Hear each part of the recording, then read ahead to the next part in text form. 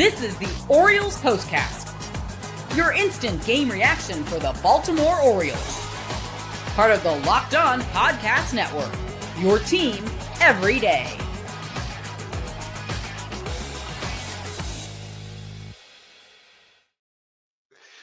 Good afternoon, everybody, and welcome to the Locked On Orioles POSTCAST here on the Locked On Podcast Network.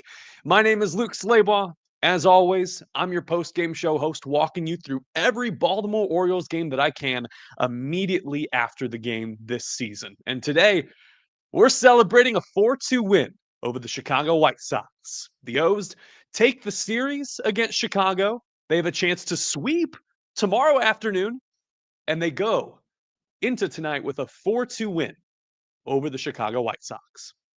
Thank you for tuning in. As always, the show is streamed live on YouTube. If you're here for the replay after the fact, hello, let me know where you're watching from, your thoughts on the game, thoughts on this O's team's trajectory as we turn the page on the month of May and head into June.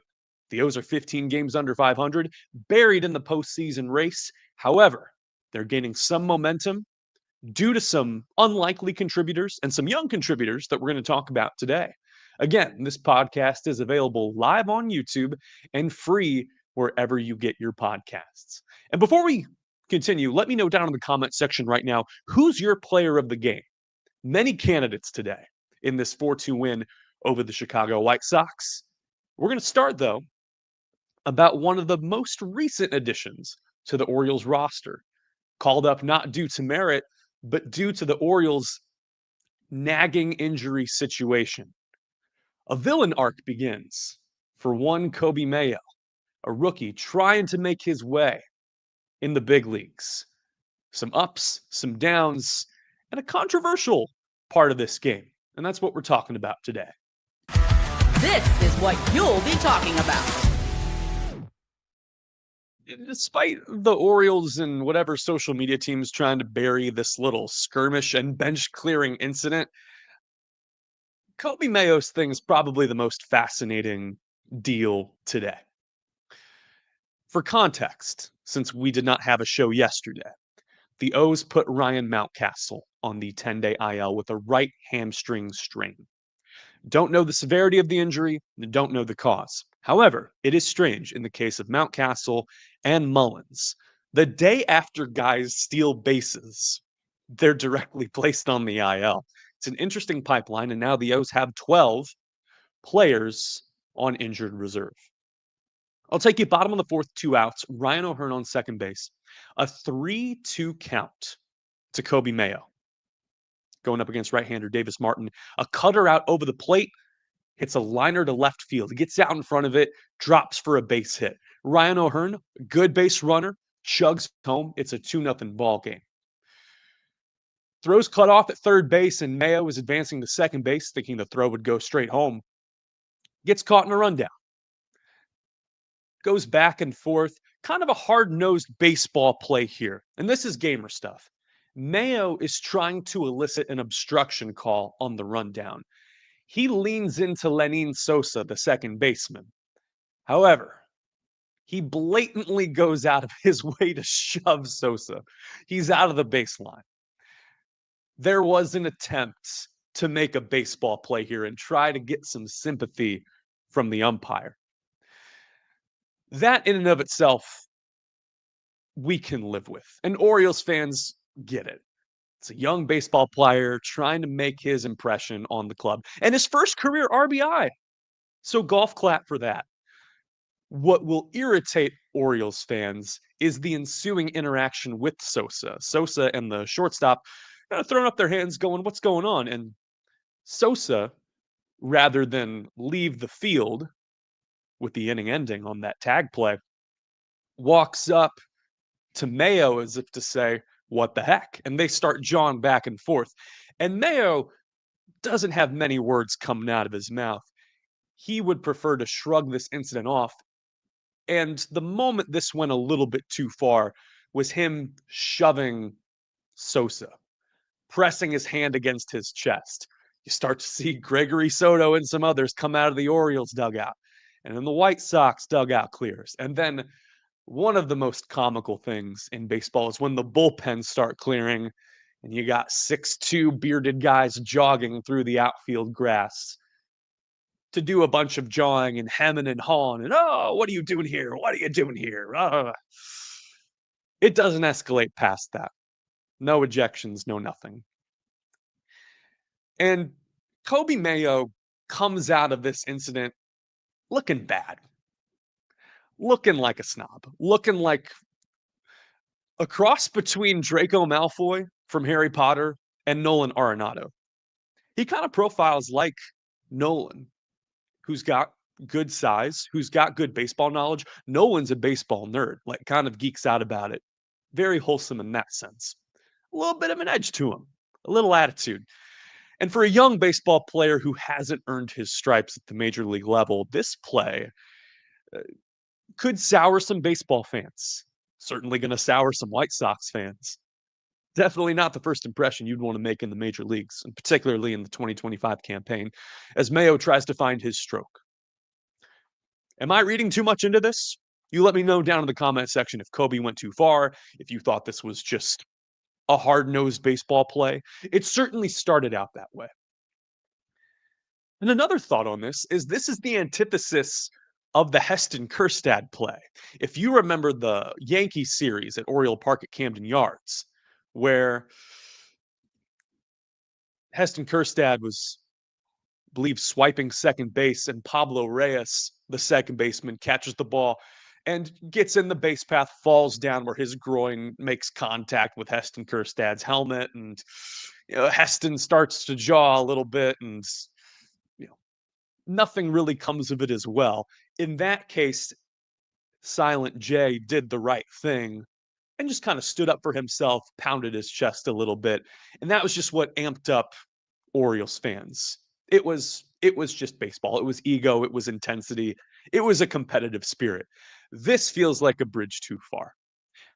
Another thought on this, and the final thing I'll say on the Coby Mayo play, it's just fascinating that he's here. And at this point, 15 games under 500. This is the Tank World Series between the White Sox and the Orioles. Going into 2025, every Baltimore Orioles fan would expect to beat the daylights out of this rebuilding White Sox team.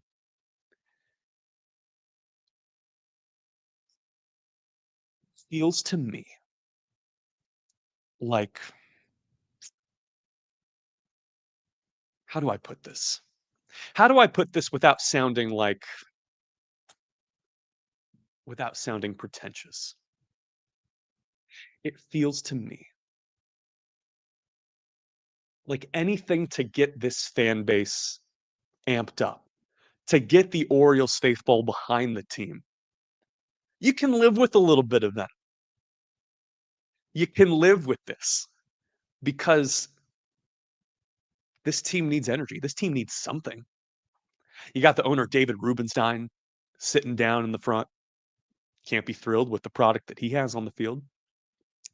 You've got GM Mike Elias scrambling to make this right and adjust midseason. And you've got a coaching staff that's scrambling and trying to put the best resume out there in these final few months of the season. You'd expect this team to beat up on the White Sox. That's all I got to say about that. And hey, talking about beating up on the White Sox, how about a Jorge Mateo legacy game? Do the Southsiders fear Jorge Mateo more than anyone else? Certainly seems this way going into the series finale. Time to reveal where the game was won or lost. It's the turning point. It would be interesting if before the season you could talk to a baseball savant or a fortune teller and they say, end of May, baseball series between the Orioles and White Sox, no other context, but center fielder Jorge Mateo outplays Luis Robert of the White Sox. You would have to be a hardcore optimist to say, wow, the floodgates must have opened. Jorge Mateo must have found a little extra in his game or must have been roiding up Must have been in the midst of a 30-30 campaign. Nope, it's just the reality we live in. We go bottom 5. Dylan Carlson on second base, 1 out. And a great at-bat from Jorge Mateo. His lone hit of the game as he finishes 1 for 1. A 1-2 count against right-hander Davis Martin. 7th pitch of the at-bat, high cutter, and Jorge Mateo belts a home run to center field against the wind and makes it a 4-1 ball game. Jorge Mateo's first home run since the 2024 summer solstice. And granted, he hadn't mashed any tater since then because of the Tommy John surgery on his elbow. A footnote on that. Late in the game, top of the 8th, he collides with right fielder Heston Kjerstad on a fly ball to right center field.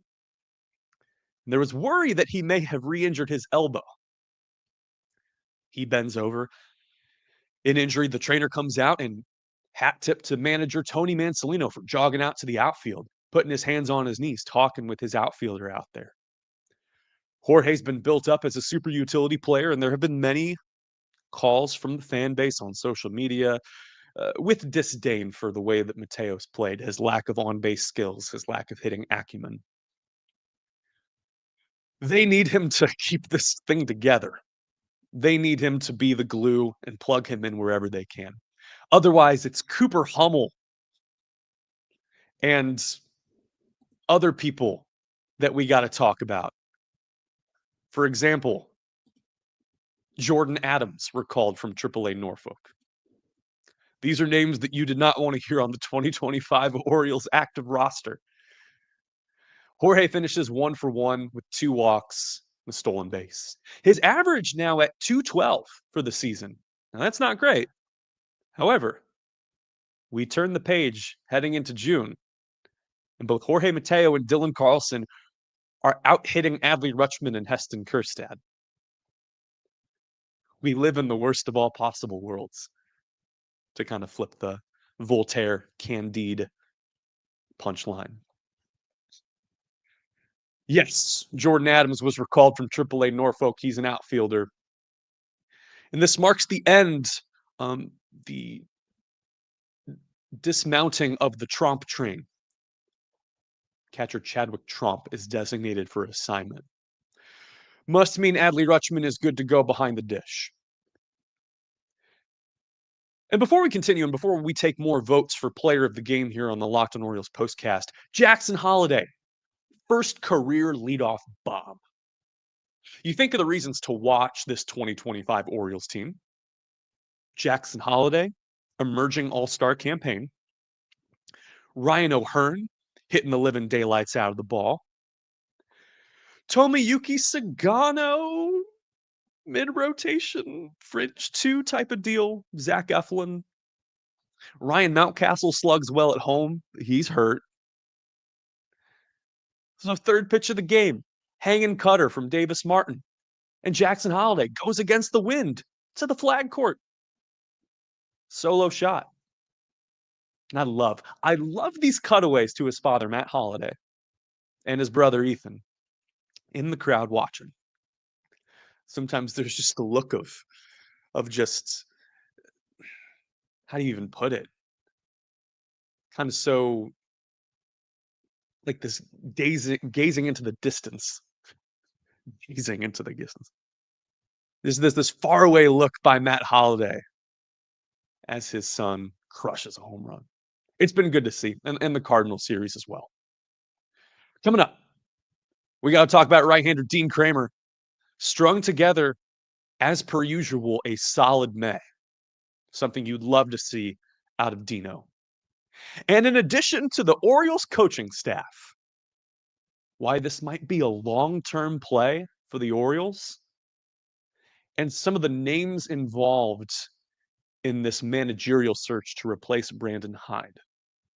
It will likely not be Tony Mansolino, unless this team pulls a Phillies from 2022 or pulls a Cito Gaston, Toronto Blue Jays. This could be one of the smarter moves to come from the Orioles front office. We'll explain why just after this break. Stick with us, and thanks for tuning into the Orioles postcast on this Saturday evening. I said afternoon. It's already 7 o'clock? Get out of here. We'll be right back.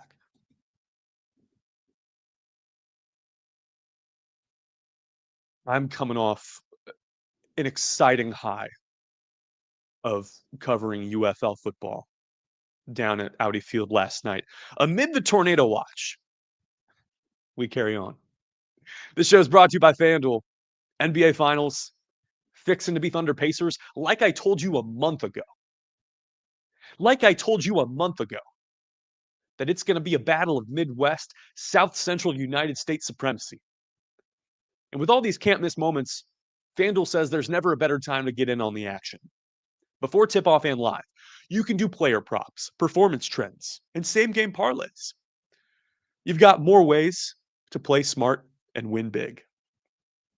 Personally, anytime bets on Tyrese Halliburton, a great young player, acquired from the Sacramento Kings in the Domas trade, Domantas Sabonis.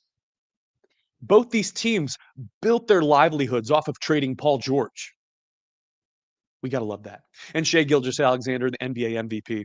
Much Gilgeous, very Alexander. And if you're new to FanDuel, this is the perfect time to get in on the action. If you head to FanDuel.com, place your first $5 bet. If it wins, you'll get $200 in bonus bets. Make every moment more with FanDuel, the official sports betting partner of the NBA.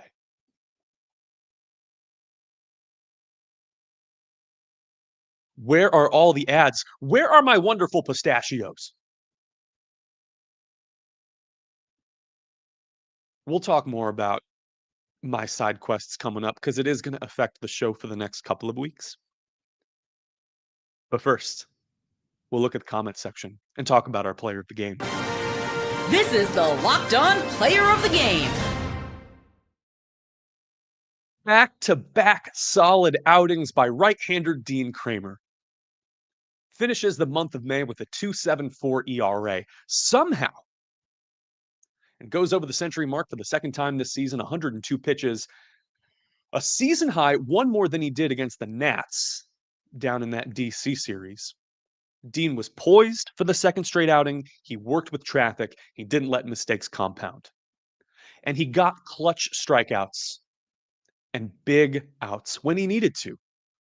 With runners on, a runner on second, top of the second. He ends the inning striking out Corey Lee, gets him to chase a cutter. Top five, freezes Luis Robert, who is less than Jorge Mateo, on a sinker low on the outside corner. Great command within the strike zone. And a hat tip in the top of the sixth to leave Dean Kremer in. Manager Tony Mansolino sees that Dean has 101 pitches and gives him one more batter after he surrenders a walk to Josh Rojas. Freudian slip. Josh Rojas walks with 2 outs. And then the next pitch, the 102nd pitch of Dean Kremer of the afternoon, gets Corey Lee. Fastball low. Tapper to Ramon Urias at third base. Fielder's choice to second base to end the inning. Row house. I went to a row house back in the day in Tulsa, Oklahoma, and it was totally fine. This show is not brought to you by Row House. Dean Kremer, if this is what we see for the rest of the year, he will have added his value. For some reason, the start of the year just nips him in the bud. It just bamboozles him.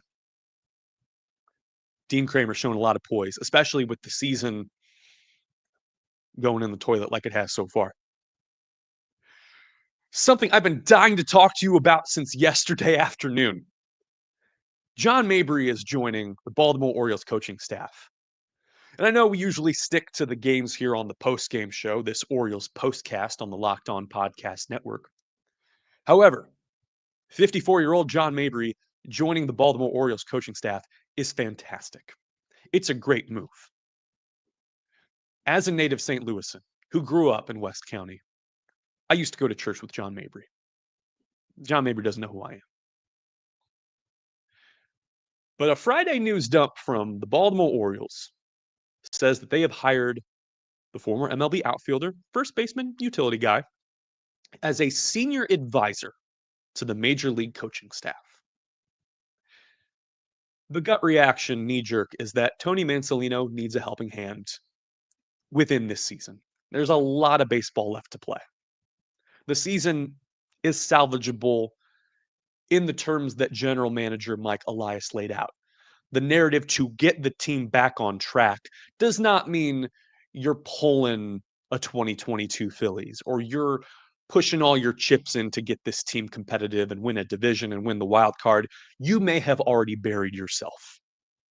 That is understood by everyone here watching and listening. However, it is worth respecting that Mike Elias believes that John Mabry can bring a revitalized focus and preparation to this Baltimore Orioles team. Particularly on the hitting side, that is his specialty. And also on the outfield side, potentially, with the likes of Jorge Mateo and Heston Kjerstad, unless he makes a tourist trip to Norfolk very soon. Ryan O'Hearn, not playing a natural outfield position these days. Such is life. John Mabry has built a reputation in the game as someone who is overly dedicated to film study, spends a lot of time in the video room, a solid mentor, and a man of good character. This is the reputation. This is a voice that you want to have molding young baseball players. Mabry burst onto the scene as the hitting coach for the St. Louis Cardinals and the Kansas City Royals under manager Mike Matheny. But he was a huge part of that pennant-winning team in 2013. As we go through some of these stats and figures, pay attention to some of the names dropped here and try to catch on to the theme.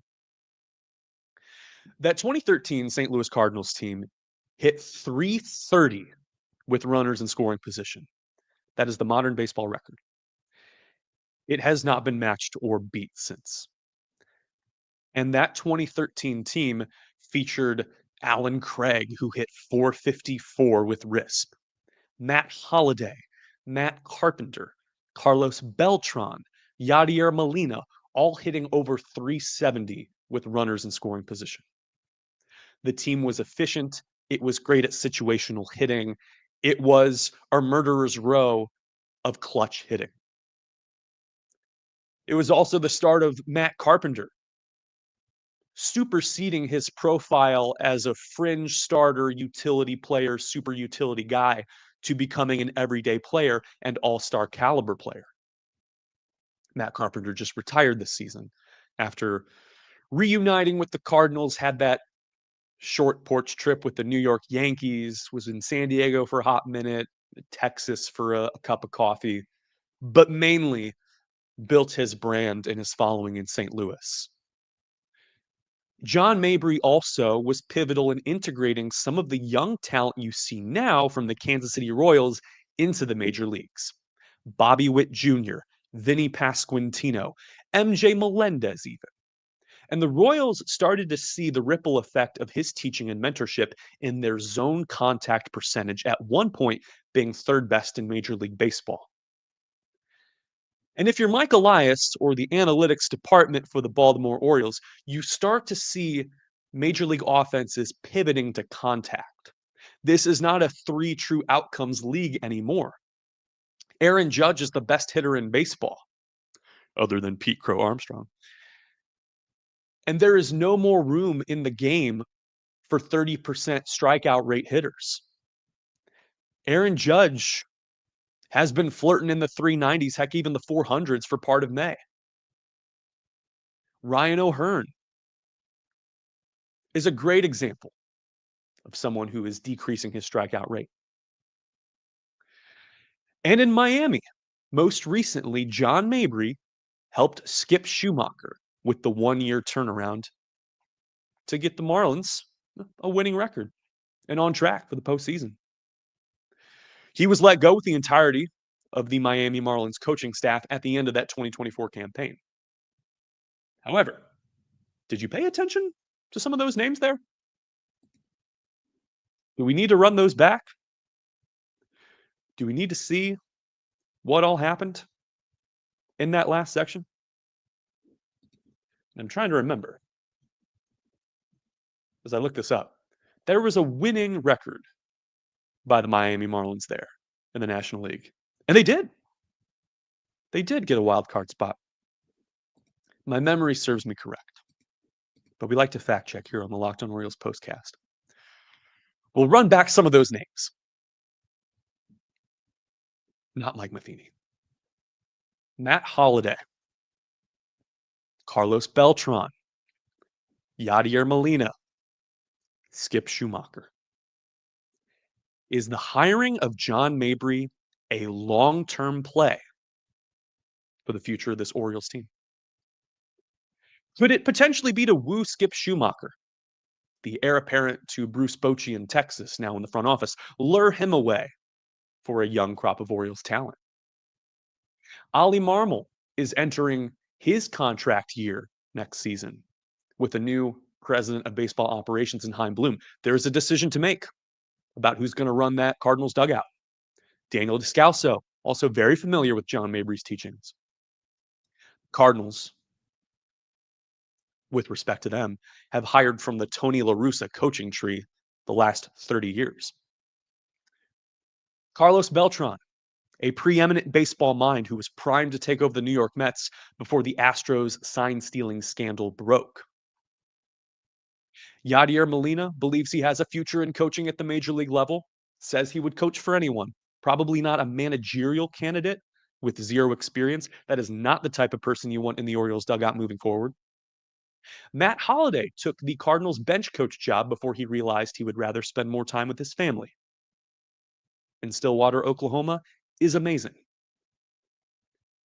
Is this some expanding brain knowledge by Mike Elias to lure the best crop of up-and-coming managerial candidates to know that they have someone of good character and good preparation in this dugout? Could this pay off long term? Do we give them that credit? Let me know down in the comments section. But this is a golf clap moment from me. Someone like John Mabry in the dugout, who Jeff Arnold on the MASN broadcast said could be with the team for the upcoming series, going to Seattle and Sacramento. He belongs in a major league dugout, and he belongs as a mentor. Ideally, if you wanted him badly, if you needed him, you would have done this January, February. Shades of Kyle Gibson, but this is coaching we're talking about. Physical fitness preparation doesn't apply. This is a good hire. It's a good hire. Series finale tomorrow.